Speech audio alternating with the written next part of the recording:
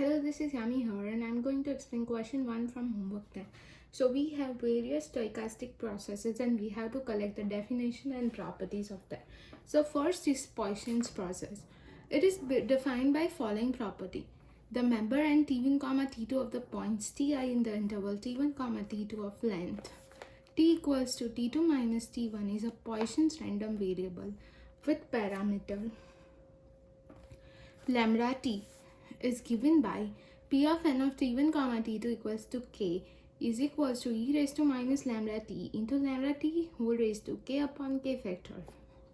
Second, if the intervals t1 comma t2 and t3 comma t4 are not overlapping, then the random variable n t1 comma t2 and n t3 comma t4 are independent. Third, at a time moment t, there is no more than one Poisson's point. Using the point ti, we form the stochastic process x of t equals to n of 0 comma t. So we have this figure where x-axis is t and y-axis is x of t, and we have this process which is a one Poisson process, one sample. Here let's suppose this point is xt. First order probability mass is p of x of t equals to k, which is equals to e raised to minus lambda t into lambda t raised to k upon k factor. The mean E of x of t is lambda t. Autocorrelation R of t1 comma t2 equals to lambda square t1 t2 plus lambda mean of t1 comma t2, and autocovariance equals to C of t1 comma t2 equals to lambda square t1 t2 plus lambda mean of t1 comma t2 minus lambda square t1 t2, which is equals to lambda mean of t1 comma t2. Now the second is Poisson's increment. So, Poisson's increment is defined as y of t is equals to x of t plus epsilon minus x of t upon epsilon, where x of t is a Poisson's process. So, first order probability masses is p of y of t, which is equals to n by epsilon is e raised to minus lambda epsilon raised to n upon n factorial. The mean E of y of t is equals to lambda. Autocorrelation R of t1 comma t2 is equals to lambda square when mode of t1 minus t2 is greater than equals to epsilon, and lambda square plus whole bracket lambda by epsilon minus lambda modulo t1 minus t2 upon epsilon square, where t1 minus t2 in the modulo is less than epsilon, and autocovariance C of t1 comma t2 equals to 0 when modulo of t1 minus t2 is greater than equals to epsilon, and lambda by epsilon minus lambda modulo of t1 minus t2 upon epsilon square, where t1 minus t2 in modulo is less than equals to epsilon.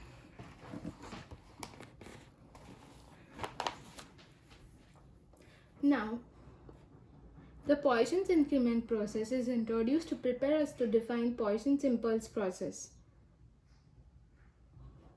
It is interesting to see that in the expression of autocorrelation, this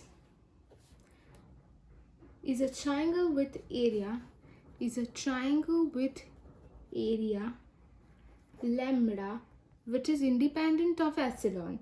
When epsilon goes to 0, the triangle becomes an impulse with area lambda.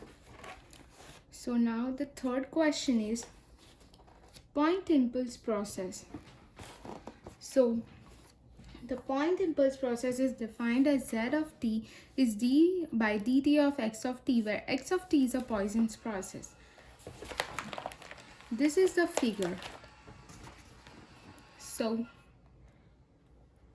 probability mass of Poisson's impulse process, there is no definition for that. The mean E of z of t is equals to lambda. Autocorrelation R of t1 comma t2 is lambda square delta t1 minus t2, and autocovariance C of t1 comma t2 is equals to lambda delta t1 minus t2. The process z of t minus lambda has 0 mean and autocorrelation. R of t1 comma t2 is lambda delta t1 minus t2, which is autocorrelation.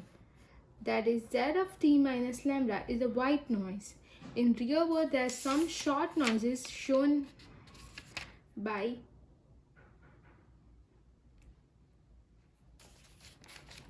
shown like this.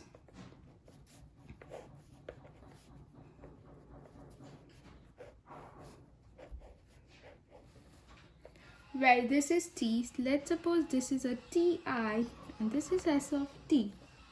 This is short noise. Now, question 4 is semi-random telegraph signal.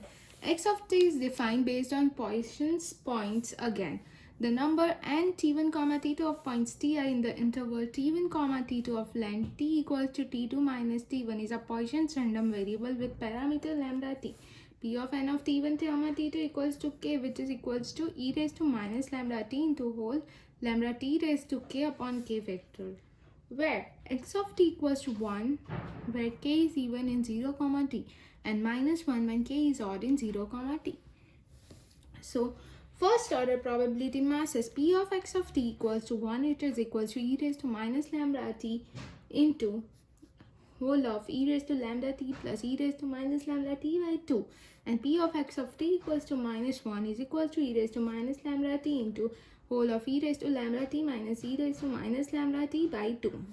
Mean e of x of t is equals to e raised to minus 2 lambda t.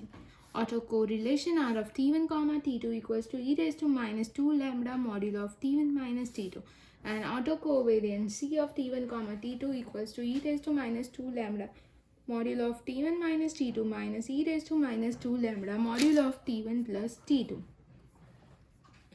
Now, P of x of t equals to 1 is not half because we start with plus 1, and P of x of t equals to 1 should be little higher than half.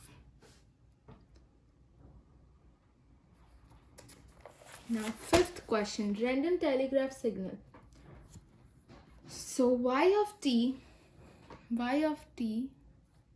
is equals to a of x of t.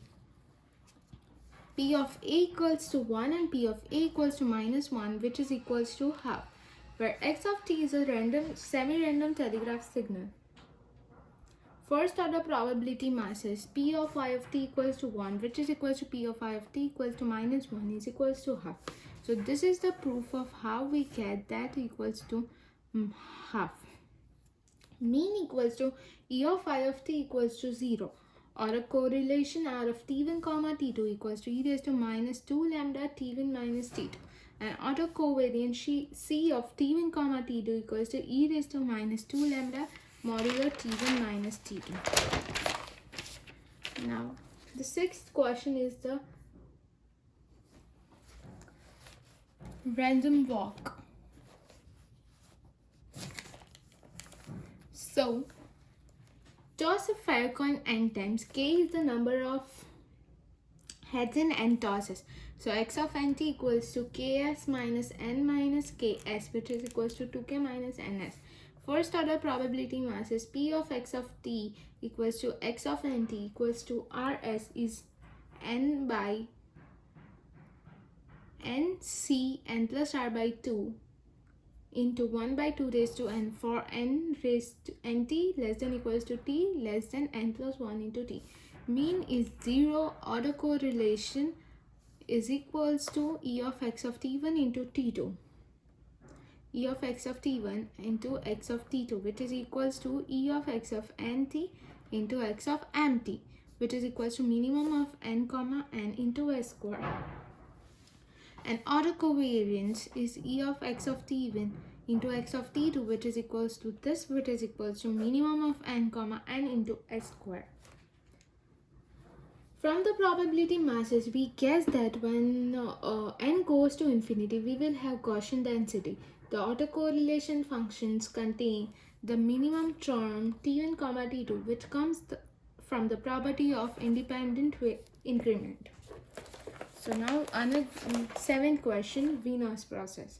So W of 2 is limit t tends to 0, s square by t tends to alpha, and n tends to infinity, x of t, where x of t is a random value, random walk.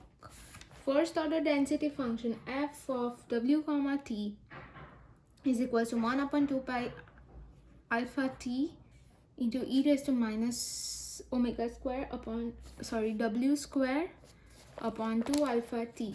Mean e of w of t equals to 0, and order correlation r of t1 comma t2 is equals to mean of t1 comma t2 alpha, and order covariance c of t1 comma t2 is mean of t1 comma t2 into alpha.